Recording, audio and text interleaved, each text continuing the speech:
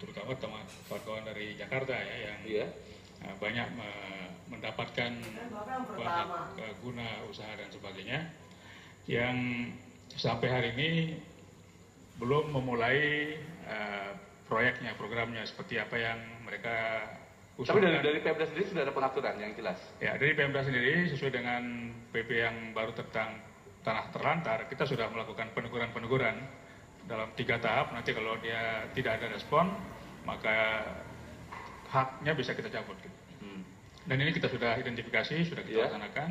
Nah, mudah-mudahan dalam waktu dekat sudah ada kejelasan mana investor yang memang serius, yang akan segera membangun sesuai dengan usulannya, dan mana yang tidak serius. Atau ketidakadilan tadi bahasanya yang terjadi antara pembangunan di sektor yang satu dengan sektor yang lain, atau di kawasan yang satu dengan kawasan yang lain. Manfaatnya terasa tidak sih untuk masyarakat NTB? Kehadiran investor itu? Ya tentu dengan adanya pembangunan tersebut, paling tidak dalam masa konstruksi kan mereka menyerap tenaga kerja banyak.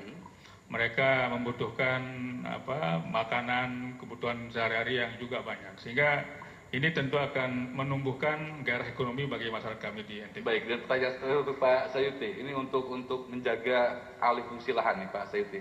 Yang sampai misalnya tanah pertanian beralih fungsi jadi mall. Ini juga kita sudah atur dalam Perda Tata Ruang. Ya. Tentu kita mengantisipasi kalau sekian persen laju alih fungsi lahan terjadi, maka pemerintah memikirkan dan sudah melaksanakan katakanlah semacam pencetakan sawah baru di beberapa lokasi yang tadinya tidak produktif, menjadi produktif, sehingga tanah yang terkonversi dari pertanian ke non pertanian tergantikan dengan pembukaan kawasan pertanian baru tersebut. Suburnya sama ya? Sama. Kesuburannya sama? Ya tentu dengan kesuburan dan sebagainya yang kita usahakan sama atau masih diusahakan ya sama ya. Ini ke Pak Safrudin terlebih dulu Pak. Tadi ya terima kasih Pak. Dan ada pertanyaan dari teman-teman nih Pak, ada yang pesimis tentang anggaran negara kita nih Pak. Dan mengapa pembangunan ini memang sampai detik ini terkesan memang tidak rata, tidak merata, hanya seakan-akan Indonesia ini hanya Jakarta saja gitu Pak, bukan di daerah-daerah itu yang mengalami perubahan pembangunan. Silakan Pak.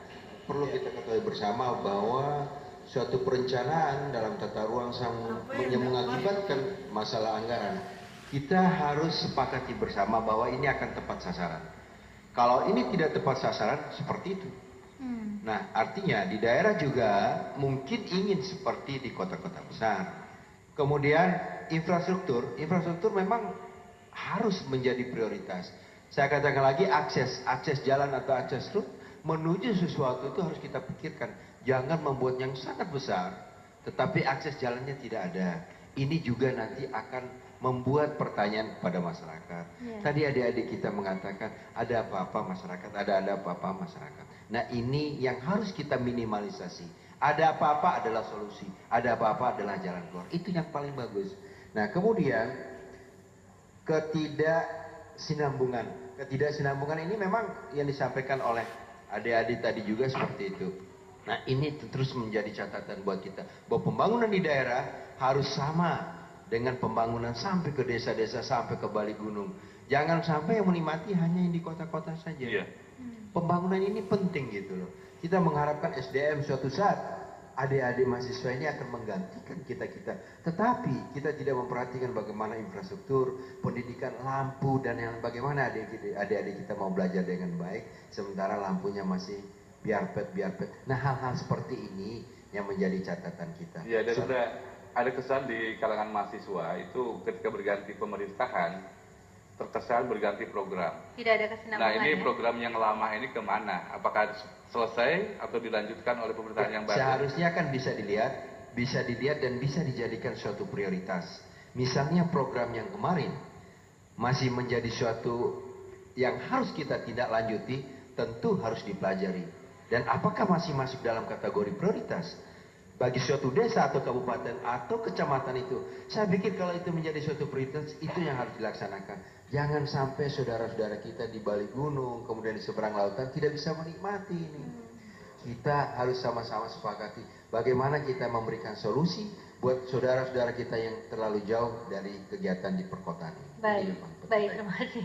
Ini ke Pak Profesor dulu nih. Kalau dilihat dari sisi kampus nih Pak. Pak, tadi juga ada teman-teman yang menyatakan bahwa sebetulnya prioritasnya bukan hanya di infrastruktur aja, tapi juga kesehatan, pendidikan, dan lain sebagainya. Kalau menurut Prof sendiri, melihat tanggapan dari teman-teman seperti apa, Prof? Ya, saya kira betul seperti yang disampaikan oleh adik-adik itu, bahwa bukan semata-mata infrastruktur. Ya.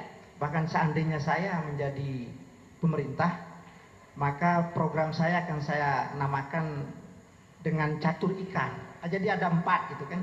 Ikan itu kan I, K, A, dan N. Iya, ikan. Ikan. I itu adalah infrastruktur. Kemudian K itu adalah kemampuan dan keterampilan SDM, kelautan. Kemudian A itu adalah perlindungan alam. Jadi alam.